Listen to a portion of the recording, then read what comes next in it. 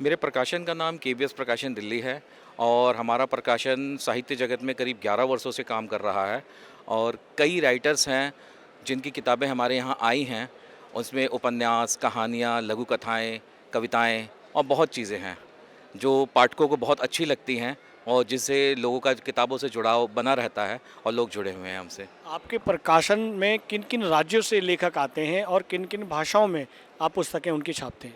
Sir, हमारे यहाँ प्रकाशन से कई राज्यों से लोग आते हैं, जैसे कलकत्ता हुआ, आंध्र प्रदेश हुआ, बंगाल हुआ, इंडिया के कई राज्यों से लोग हैं और कई राइटर्स हैं जिनको आने की ज़रूरत नहीं पड़ती। वो हमें फ़ोन के माध्यम से, इंटरनेट के माध्यम से अपनी किताबें भेजते हैं और हम उनको ऑनलाइन ही सारा काम प्रोवाइड कराते हैं।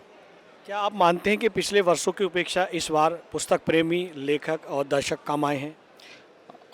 ऐसा कहना मैं उचित नहीं समझूंगा। हाँ, प्रिंट मीडिया में लोगों की थोड़ी-सी रुझान थोड़ा-सा कम हुआ है, पर प्रिंट मीडिया ख़त्म नहीं हुआ है। लोग आते हैं, पढ़ते हैं और बहुत अच्छा लगता है, छोटे-छोटे बच्चे, बुज़ुर्ग और जो आते हैं। और हम ख़ास तौर पे इन चीज़ों पे ध्यान देते हैं कि हमारी किताबों के अक्षर इतने बोल्ड रहें, बड़े रहें, ताकि एक बुज़ुर्ग इंसान भी उन्हें अच्छी तरह से पढ़ सके।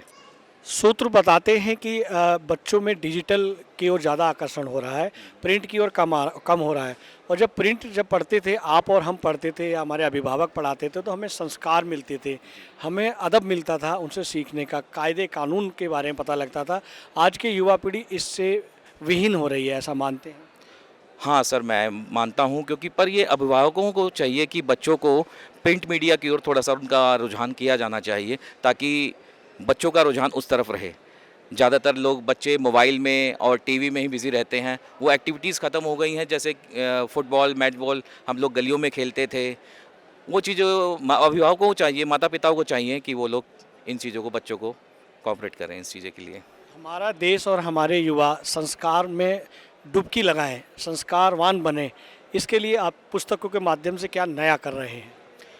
मैं ये चाहता हूँ कि लोग इस चीज़ों के लिए बहुत ही अच्छी तरह से जुड़ें और उनका रुझान रहे, क्योंकि कई राइटर्स हैं जो इन चीज़ों पे जुड़े हुए हैं और नया लेखन कर रहे हैं, नया शोध कर रहे हैं। जैसे नैतिक वर्जनाएँ हैं और सफ़र है, कई सफ़र के अंदर जो नई-नई चीज़ें आती हैं, उपलब्धियाँ आती हैं, उन पे जो काम करते हैं ये। आपके प्रकाशन से बेस्ट बुक सेलर कौन सी रही है और उसका विशेषता उसकी क्या रही? बेस्ट बुक सेलर हमारे यहाँ ज़िंदा है मेंटो, जिसे मुंशी प्रेमचंद अवार्ड मिला है और कई ऐसी अवार्ड्स हैं जिन्हें राष्ट्रीय तौर पे इनको सम्मानित किया गया है। एस जी एस सिसोदिया जी हैं जिन्हें राष्ट्रीय सम्मान मिला है, वो भी बहुत अच्छी तरीके से रही हैं। जो अभिभावक अपने बच्चों को पुस्तक मेले में नहीं ला रहे हैं, पुस्तकों का प्रेम, पुस्तकों के संस्कार, पुस्तकों की जो विशेषता है या उसकी खुशबू है, पुस्तकों की गंध है, वो बच्चे नहीं ले पा रहे हैं। उन अभिभावकों को क्या कहेंगे कि वो अगली बार पुस्तक मेले में कैसे लाएँ या ना लाएँ?